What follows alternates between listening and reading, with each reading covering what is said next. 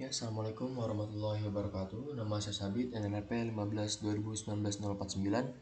Di sini saya akan mempresentasikan tugas praktikum pemrograman game pertemuan 5. Jadi pertama-tama sebelumnya saya ingin klarifikasi dulu. Ini tirannya telah saya ubah total karena tiran sebelumnya terdapat kendala pada environment-nya, maka saya ubah ulang foldernya. Oke, jadi tugas yang pertama itu kita disuruh membuat minimap pertama dengan cara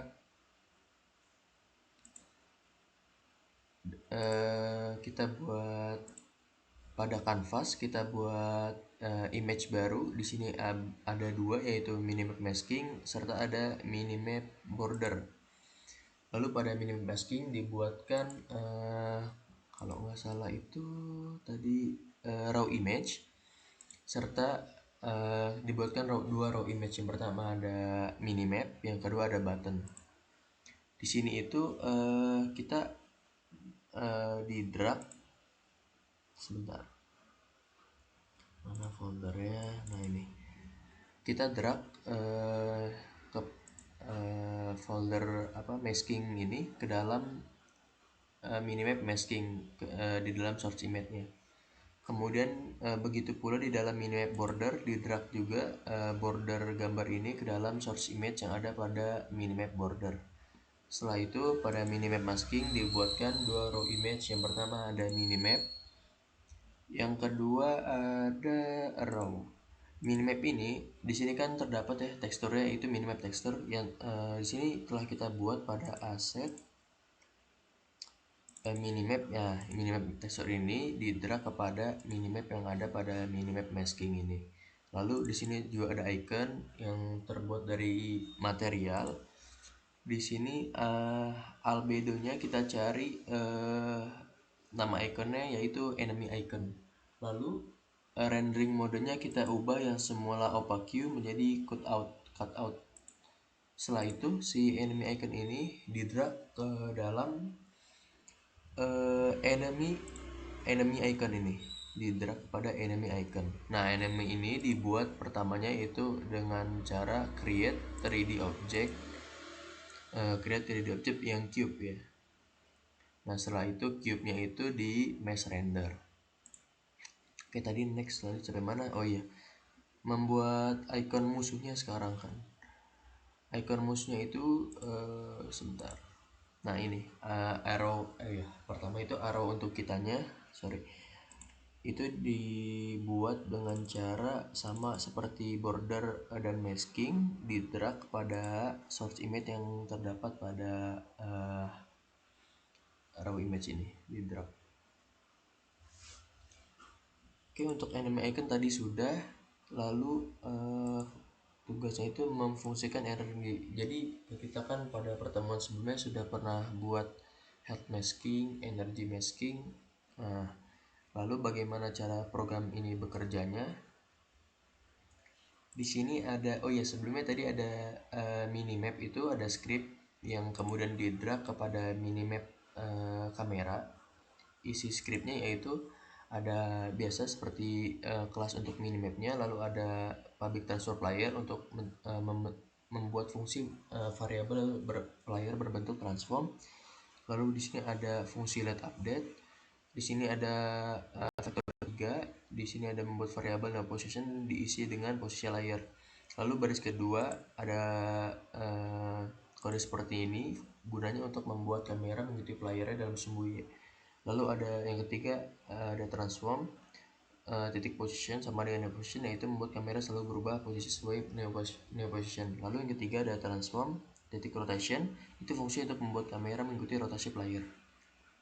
Lalu kita balik lagi kepada tadi kan, memfungsikan energi yang ini dibuat ke dalam kelas pada hierarki, yaitu HUD manager. Berikut merupakan codingnya. Di sini ada kelas dari HUD manager sendiri, ada deklarasi dari variabel berbentuk UI. Di sini juga ada beberapa deklarasi pada variabelnya. Di situ ada energi, max energi, kecepatan lari, input X dan input Z. Di sini ada juga untuk void start untuk playernya sendiri, untuk game objeknya itu mencari si objek playernya. Lalu di sini ada fungsi dari variabel kecepatan larinya. Di sini ada private void deklarasi juga untuk pemanggilan energinya. Di sini juga ada variabel untuk update energi. Lalu di sini ada untuk jam update time yang nanti sesuai dengan perubahan waktu di environment sky-nya.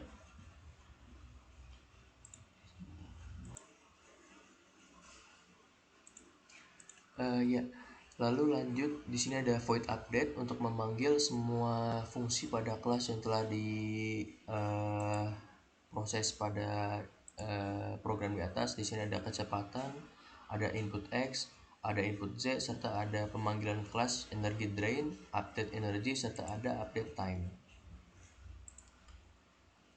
Kemudian setelah scriptnya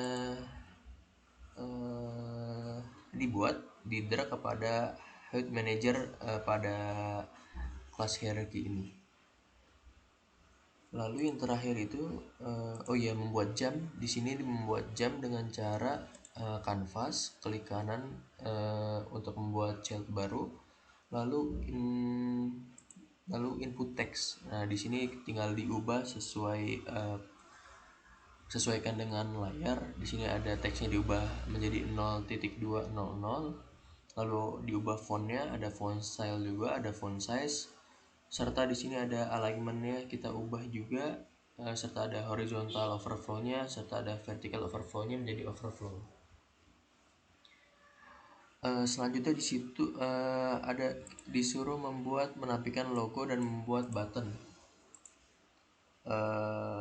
Kita buka aset, kemudian scene. Nah, kita buka ini kan di sampel scene deh, yang semua project ini. Lalu kita masuk kepada scene main menu. Nah, pada scene menu kita disuruh membuat canvas lagi dengan cara klik kanan, UI dan canvas. Lalu pada canvas diberi child berupa dua item, yaitu logo dan new button. Yang new button yaitu button, UI button. Nah, pada logo kita drag. Nah, ini kita drag menu ini ke dalam source image yang ada pada logo. Setelah itu kita atur seperti ancornya, ada tinggi dan lebarnya. Lalu kemudian di sini ada new button, kemudian diisi dengan ada rectangle dan ada image, dan rectangle-nya ini dihapus ya, yang sebelumnya ada teks menjadi tidak ada. Nah, di sini kita drag dari BTN strip BG-nya kepada source image di sini. Lalu teks kita masukkan yaitu new game, lalu kita ubah juga, ada font style, font size, line spacing, serta ada alignment-nya. Oke, itu scene pada main menu. Kita balik lagi pada scene sample scene. Nah, di sini kita run projectnya.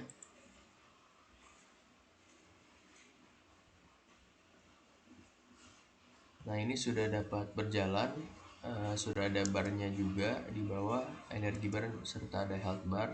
Nah, di sini sudah ada icon musuh juga berwarna merah.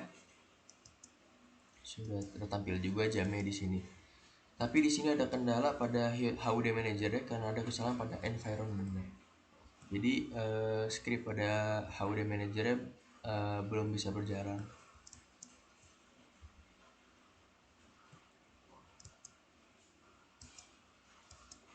Di sini juga minimapnya sudah mengikuti rotasi dari playernya. Tuh, bisa kita lihat. Ya, mungkin cukup sekian presentasi dari saya. Kurang lebihnya mohon maaf. Wassalamualaikum warahmatullahi wabarakatuh.